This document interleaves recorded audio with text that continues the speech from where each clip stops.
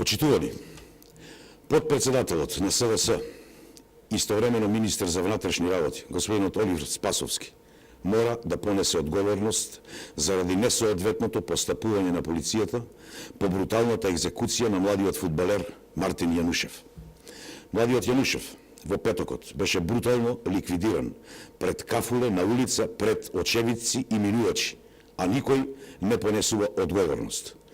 Убиецот се шета на слобода, исто како и тие што му помагаат и веќе 6-ти ден е засолнет и бара алиби. Како што целата јавност ги знае имињата на убиецот и неговите помагачи, така ги знае и полицијата. Нема некој што не ја знае нивната блискост со актуелната власт и со криминалните кругови блиски до Заев и до раководството на СДС. Од тука се поставуваат неколку прашања. Кој му помага на убиецот да бега од правдата? Ќе има ли одговорност и уште колку млади животи треба да згаснат за Спасовски да им се извини на граѓаните и да се повлече од функцијата? Зошто не е распишана потерница по убиецот, ако знаеме дека при убиството во околината имало неколку очевидци, но и објекти кои се под видео надзор?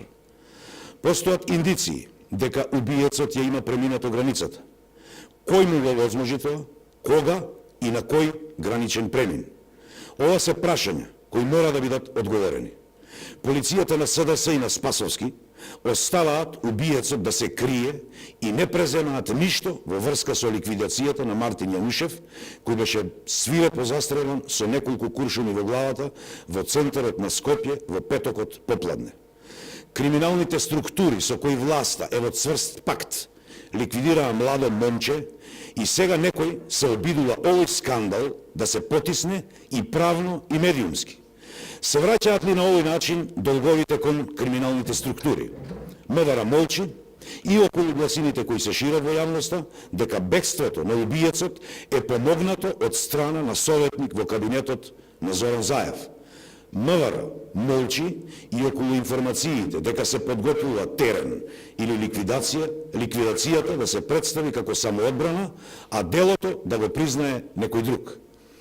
Господинот Оливер Спасовски држеше десетици банални пресконференции за мачки што гребеле автомобили, а сега се крие и бега од одговорност за ваква брутална екзекуција.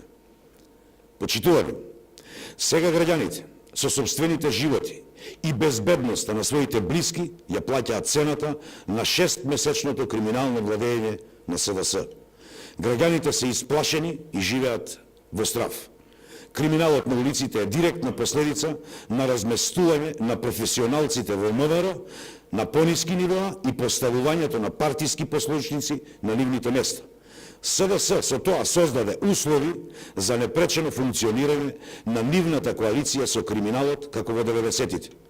МВР истовремено станува соучесник не откривајќи го убиецот на младиот Јанушев. Оливер Спасовски најмалку што им го должи на семејството на убиеното момче и на граѓаните за нарушениот мир и безбедност е да си поднесе оставка од функцијата.